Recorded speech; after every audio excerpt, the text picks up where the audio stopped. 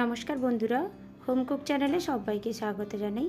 চলে এলাম আবারও একটি রেসিপি নিয়ে। আজকে আমি ব্রেড দিয়ে দারুণ স্বাদের একটি রেসিপি তৈরি করে দেখাবো।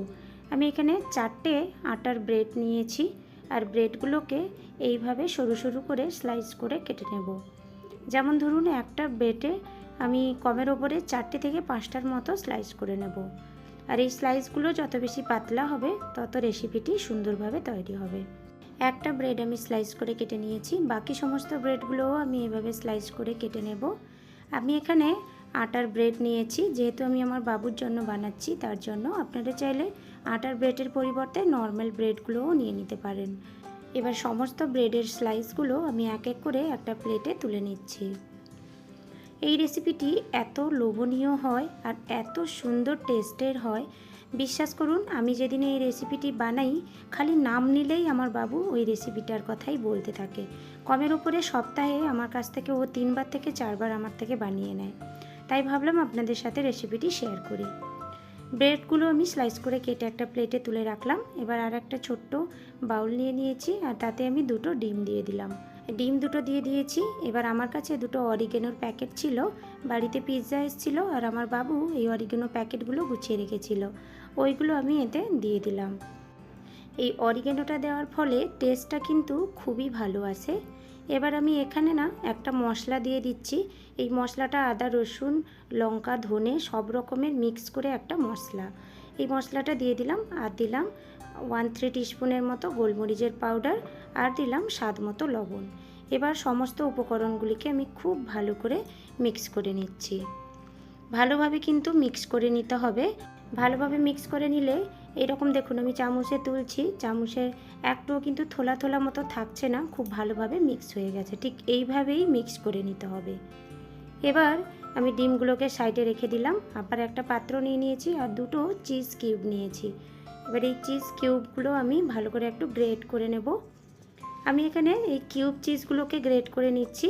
আপনারা চাইলে মোজারেলা চিজও নিয়ে নিতে পারেন। এক এক করে চিজগুলো আমি গ্রেট করে নেব। এতক্ষণ পর্যন্ত আমার রেসিপিটি যদি ভালো লেগে থাকে, তাহলে আমার ভিডিওটিতে একটা লাইক দিয়ে সকলের সাথে শেয়ার করবেন। আর একদম বেশি ভালো লাগলে আমার চ্যানেলটিকে সাবস্ক্রাইব করে নিতে ভুলবেন না কিন্তু। এই রেসিপিটি শুধু যে বাচ্চার জন্য তা কিন্তু নয়, বড়রাও কিন্তু খেতে পারেন। আর হঠাৎ করে যদি বাড়িতে গেস্ট এসে যায়, তাহলে আমি বলবো এই রেসিপিটি বানিয়ে খাওয়াবেন। ওনারা তো প্রশংসায় পঞ্চমুখ হয়ে যাবে পুরো। যাই হোক, কথায় কথায় চিজগুলোও ভালোভাবে গ্রেট করে নিয়েছি। এবার আমি এতে কিছু জিনিস মিক্স করব। তার মধ্যে দিয়ে দিলাম একটা মিডিয়াম সাইজের কুচনো পেঁয়াজ। পেঁয়াজটা একদম ঝিরি করে কুচিয়ে নিয়েছি। আর দিয়ে দিলাম কিছুটা পরিমাণ ধনেপাতা কুচি। এবার এই পেঁয়াজ কুচি আর ধনেপাতা কুচিটা চিজের সাথে ভালো করে মিক্স করে নেব। এই চিজের সাথে পেঁয়াজ আর ধনেপাতা কুচির যে ফ্লেভারটা অসম্ভব স্বাদের লাগে বন্ধুরা। পেঁয়াজ আর ধনেপাতা কুচিটা চিজের সাথে আমি খুব ভালো করে মিক্স করে নিয়েছি। এবার ওটাকে আমি সাইডে রেখে দিলাম। সব কিছু সরঞ্জাম গুছিয়ে নিয়েছি। এবার চলে যাব রান্নার পর্যায়ে। তার জন্য গ্যাসে একটা ননস্টিকের প্যান বসিয়ে নিয়েছি, আর গ্যাসের ফ্লেমটা মিডিয়ামে করে আমি 1/2 টিস্পুনের মতো বাটার দিয়ে দিলাম। আর বাটারটাকে মেল্ট করে একটু খুন্তির সাহায্যে প্যানের চারিদিকে একটু লাগিয়ে নিলাম। এরপর যে আমি ব্রেডের যে স্লাইস বানিয়ে রেখেছিলাম, ওটা আমি এক এক করে দিয়ে দিলাম। 4টের মতো রেখে নিয়েছি। এবার এই ব্রেডের যে মাঝখানে হালকা একটু একটু করে গ্যাপ দিয়েছি, ওই গ্যাপের মধ্যেই আমি একটু একটু করে যে ডিমটা মিক্স করে রেখেছিলাম, ওই ডিমটা আমি দিয়ে দিলাম। বাকি আমি চামচের সাহায্যে একটু একটু করে তুলে ব্রেডের ওপরেও ভালো করে লাগিয়ে নিলাম। আমি এই জন্য বলেছিলাম ডিমটাকে খুব ভালো করে মিক্স করে নিতে হবে। এবার ওই থোলা থোলা মতো থাকলে চামচে তুলে দেওয়ার সময় খুবই অসুবিধে হবে। তার জন্য খুব ভালো করে টাইম দিয়ে ডিমটাকে মিক্স করে নিতে হবে।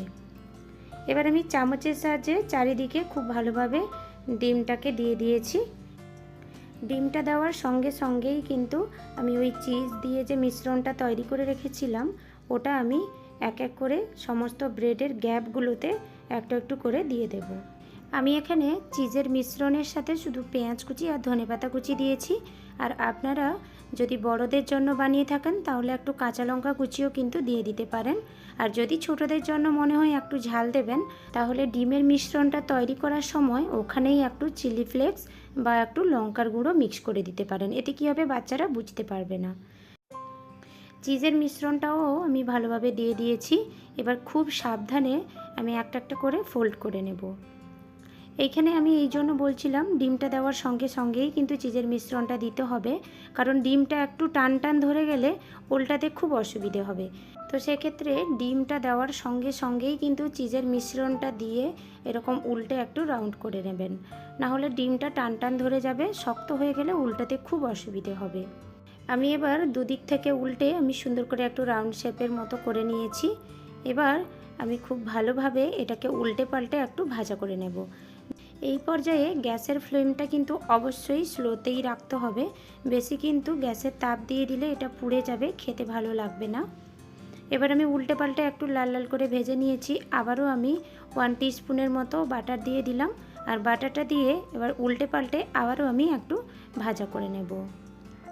আজকে আমি ভীষণই টেস্টি একটি রেসিপি আপনাদের সাথে শেয়ার করলাম। যদি আপনাদের ভালো লেগে থাকে তাহলে সকলের সাথে অবশ্যই শেয়ার করবেন, আর সবশেষে ভিডিওতে কিন্তু একটা লাইক করতে ভুলবেন না, আর একটা সুন্দর কমেন্ট করে আমাকে জানাবেন রেসিপিটি কেমন লেগেছে। যখনই আমার মন খারাপ হয়ে যায়, ভিডিওতে যখন ভিউজ আসে না বা কেউ দেখে না, যখনই আপনাদের একটা সুন্দর কমেন্ট আসে, বিশ্বাস করুন আমার ভিডিও বানানোর আগ্রহটা আরও বাড়ে, আর আমাকে খুব ভালোও লাগে। একটা আমি তৈরি করে নিয়েছি, এবার ওটাকে আমি একটা প্লেটে তুলে নিয়ে আবারও একটা আমি আপনাদের সামনে তৈরি করে দেখাচ্ছি। তার জন্য আমি প্যানে আবারও একটু বাটার দিয়ে দিলাম। বাটার দিয়ে চারিদিকে একটু লাগিয়ে নিয়ে একটু একটু করে গ্যাপ ছেড়ে ছেড়ে ওই ব্রেডের স্লাইসগুলো আমি দিয়ে দিলাম। তারপর ওপর থেকে ওই যে ডিমের যে মিশ্রণটা তৈরি করে রেখেছিলাম ওটা দিয়ে দিলাম ব্রেডের উপর নিচে, আর যে মাঝখানের গ্যাপগুলোতেই আমি ডিমগুলো ভালোভাবে দিয়ে দিয়েছি। আর চিজের যে একটা মিশ্রণ তৈরি করে রেখেছিলাম ওটাও আমি ভালোভাবে ওই ব্রেডের গ্যাপগুলোতে দিয়ে দিলাম। তারপর উল্টে পাল্টে একটু লাল লাল করে আমি ভেজে নিলাম। উল্টে পাল্টে একটু লাল লাল করে ভেজে নিয়েছি। তারপর আমি আবারও 1 টিস্পুনের মতো বাটার দিয়ে আবারও একটু উল্টে পাল্টে আমি লাল লাল করে ভেজে নেব। এইভাবে সমস্ত ব্রেডগুলো দিয়ে আমি রেসিপিগুলো তৈরি করে নেব। সেম পদ্ধতিতে আমি এক এক করে সবগুলোই তৈরি করে নিয়েছি। এবার একটা প্লেটে তুলে নিয়েছি আমি। এবার একটু টমেটো কেচাপ দিয়ে একটু ডেকোরেট করে দিচ্ছি। বাচ্চারা জানেন তো খাওয়ার আগে ওদের দেখাতেই মনটা ভরে যায়, তো তার জন্য আমি একটু টমেটো কেচাপ দিয়ে একটু ডিজাইন করে দিয়েছি, আর ওপর থেকে একটু ধনেপাতা কুচি ছড়িয়ে দিয়েছি। দেখুন খালি বন্ধুরা, দেখতে কতটা সুন্দর হয়েছে, খেতেও কিন্তু অসম্ভব টেস্টি হয়। আপনারা একবার হলেও বাড়িতে আপাতত বানিয়ে দেখুন, আশা করি আপনাদের খুব ভালো লাগবে। বাচ্চারা তো নিমেষেই ফিনিশ করে দেবে। আজকে আমার এই রেসিপিটি আপনাদেরকে কেমন লেগেছে কমেন্টের মাধ্যমে আমাকে জানাবেন, আর ভালো লাগলে সকলের সাথে বেশি বেশি করে শেয়ার করবেন, এবং সবশেষে আমার চ্যানেলটিকে সাবস্ক্রাইব করতে ভুলবেন না। কিন্তু আপনারা চ্যানেলটি সাবস্ক্রাইব করে নোটিফিকেশান অন করে রাখলে আমি এইভাবে নতুন নতুন ভিডিও নিয়ে আপনাদের সামনে হাজির হব। তবে আজকের মতো বিদায় জানাচ্ছি, দেখা হচ্ছে নতুন কোনো একটি রেসিপির সাথে। সবাই খুব ভালো থাকবেন, আর এতক্ষণ পর্যন্ত মনোযোগ সহকারে আমার ভিডিওটি দেখার জন্য অনেক অনেক ধন্যবাদ।